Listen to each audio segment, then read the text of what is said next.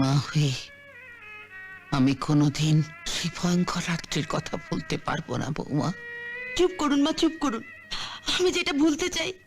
তুমি ভুলতে চাইলেও আমি তোমাকে ভুলতে দেব না বৌমা।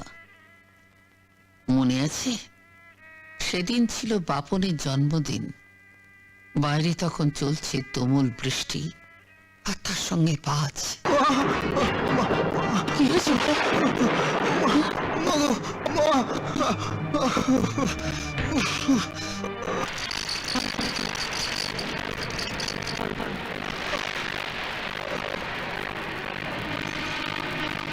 আস্তে আস্তে নামলাম, আস্তে আস্তে এসেছি।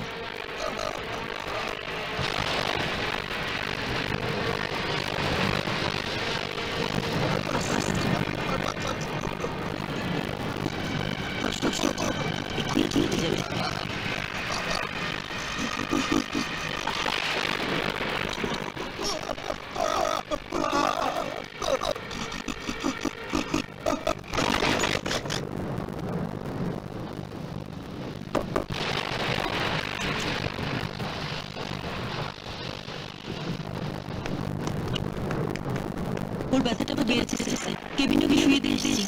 আপনি যদি এগুলো দেখে দেখে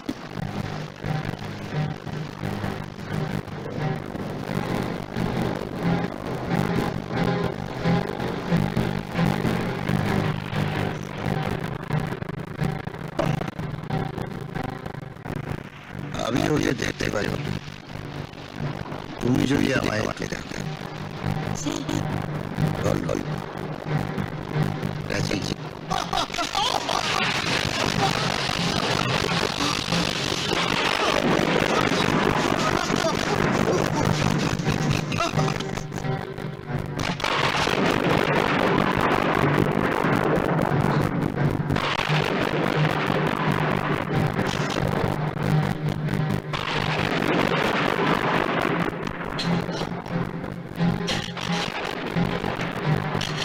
তুমি যত পিছবে তোমার স্বামীর চিকিৎসাও কিন্তু তত পিছবে।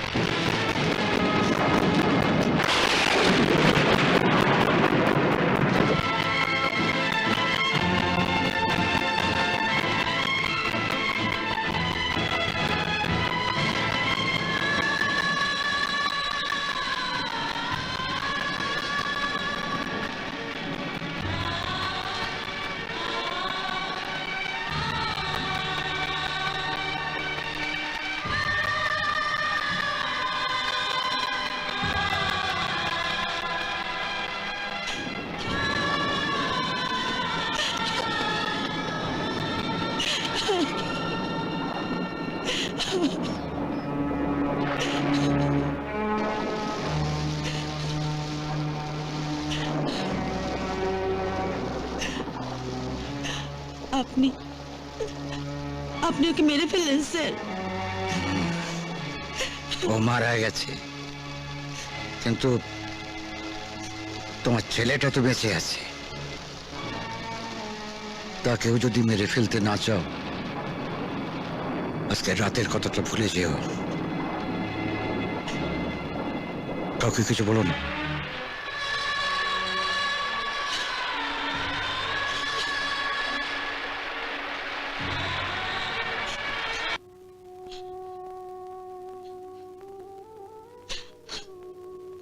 তোমার এত বড় সর্বনাশ যে করলো, কিসের ভয়ে তুমি তাকে ছেড়ে দিয়ে এলে? স্বামী হত্যার প্রতিশোধ নেবার এত ভালো সুযোগ তুমি আর পাবে বৌমা?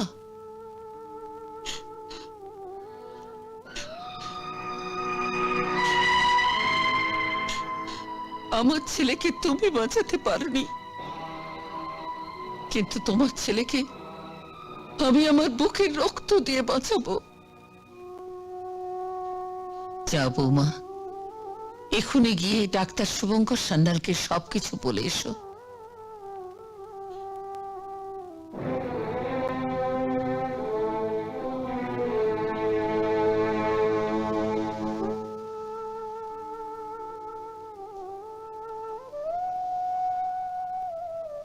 দুঃখা দুঃখা দুঃখা।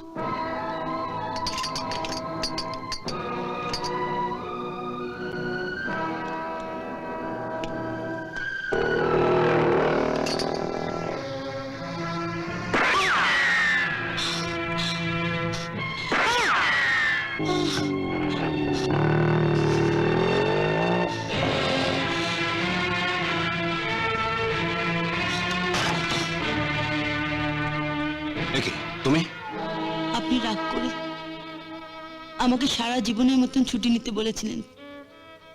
আমি সেই ছুটি নিতে এলাম স্যার, সারা জীবনের মতন ছুটি। এটা বলার জন্য এখানে আসার দরকার ছিল না। আপনি কিন্তু বলেছিলেন আমি ছুটি নিলে আমার মাইনেটা বাড়িতে পাঠিয়ে দেবেন। দেবেন তো স্যার? দেখবেন তো আমার বাপনকে, আমার মাকে। তুমি তুমি এভাবে কথা বলছো কেন? কি হচ্ছে তোমার? হ্যাঁ, হাসপাতালে ওষুধগুলো সব আছে নারায়ণ বাবুর গোডাউনে। ওর ছেলে রুনুকে বললে। দেখি এত রক্ত। রেখা, রেখা, রেখা, রেখা, রেখা, রেখা,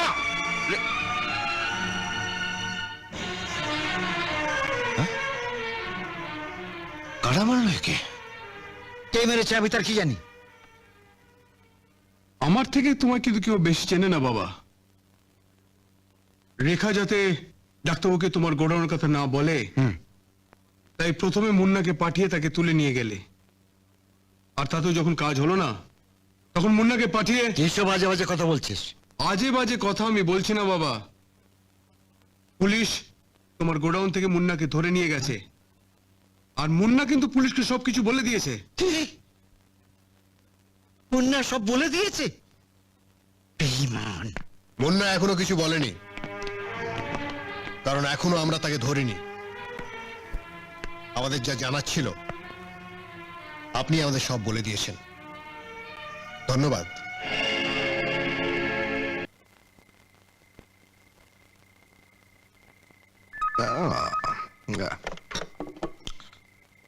হ্যালো, আমি ওটা আধ ঘন্টা আগেই খাইয়ে দিয়েছি, কিন্তু ব্যথাটা একদম কমছে না।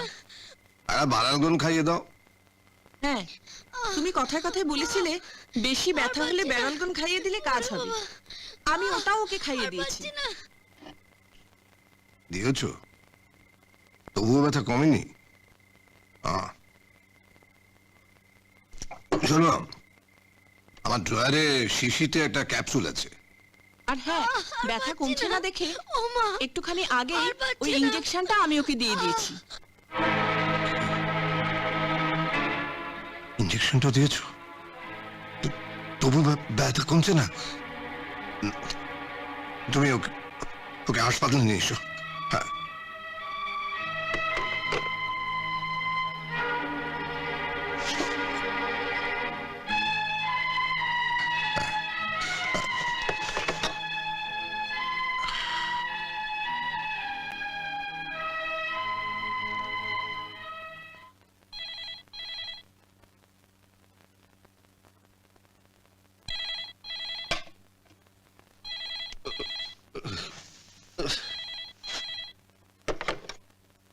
হ্যালো,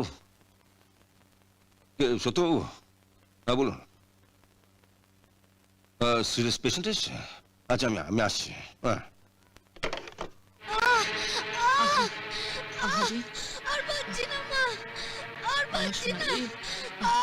আর একটু কষ্ট করছো না?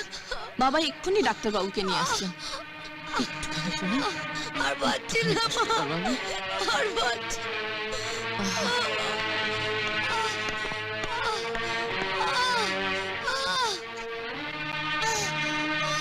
আরে বাবা, ওরে বাবা গো, ওরে বাবা গো।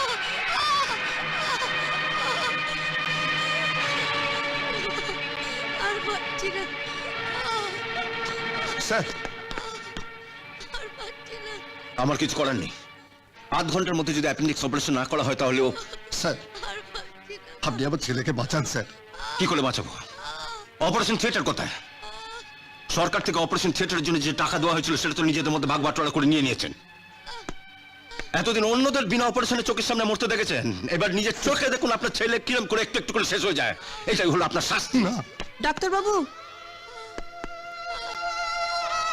ও অন্যায় করেছে, আমি তো কোনো অন্যায় করিনি, বাচ্চাটাও কোনো অন্যায় করেনি, তাহলে ওর অন্যায়ের সাথে আমাদের দিচ্ছেন কেন? Sir please please sir. এখানে কোন নার্সিং হোমে ভালো অপারেশন থিয়েটার আছে? সাবধান এদিকে এদিকে নিন। সাবধান। এদিকে রাখো, এদিকে।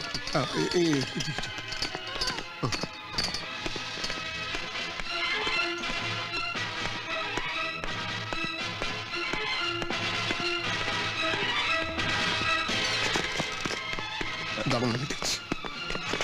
দিবাকর বাবু, দিবাকর বাবু, অপারেশন থিয়েটার চাবিটা দিন। চাবিটি। অপারেশন থিয়েটারে চাবি? হ্যাঁ তাড়াতাড়ি দিন, একটা জরুরি অপারেশন করতে হবে। আপনি তো সরকারি হাসপাতালের বড় ডাক্তার, সর্বদাই আমাদের পেছনে লেগে রয়েছে। কথা না বাড়িয়ে তাড়াতাড়ি দিন। আপনাকে যে চাবিটা দেবো, ডক্টর সেনের অনুমতি নিয়ে এসছেন? অনুমতি নেবার সময় এখন নেই, এক্ষুনি অপারেশন না করলে ছেলেটা মরে যাবে। চাবিটা দিন। অনুমতি ছাড়া আমি কিছুতেই চাবি দিতে পারবো না। পারবেন না? কি করছেন? আহ চল চল চল। নার্সিং হোমে ডাকাতি হচ্ছে? হ্যাঁ আমি এক্ষুনি আসছি।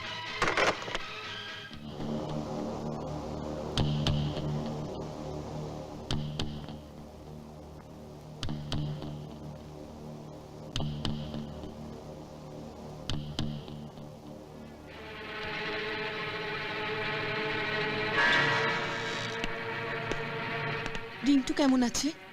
ভালো আছে, আপনি এখানে একটু অপেক্ষা করুন। জ্ঞান ফিরলে ওকে নার্সিং হোমের কোনো বেডে পাঠিয়ে দেওয়া হবে। স্যার স্যার আপনি থাকতেই ওকে এই নার্সিং হোমের বেডে রাখবো কেন? সরকারি হাসপাতালে ডাক্তারের ছেলের চিকিৎসা ওই সরকারি হাসপাতালেই হবে।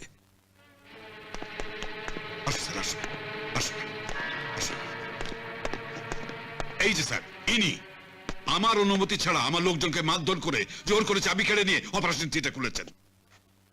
উনি ঠিকই বলেছেন, আমি অন্যায় করেছি। আর এই অন্যায়টা না করলে আমি সত্যবত ছেলেকে বাঁচাতে পারতাম না। আপনি ইচ্ছে করলে আমাকে অ্যারেস্ট করতে পারেন। হাঁ করে দাঁড়িয়ে দেখছেন কি? শুভঙ্কর সান্যাল হাত বাড়িয়ে দিয়েছে, ধরুন ওর হাত দুটো, পবিত্র করে নিন নিজের পাপী হাত দুটোকে, যা দিয়ে এতদিন গরিব লোকেদের গলা কেটেছেন।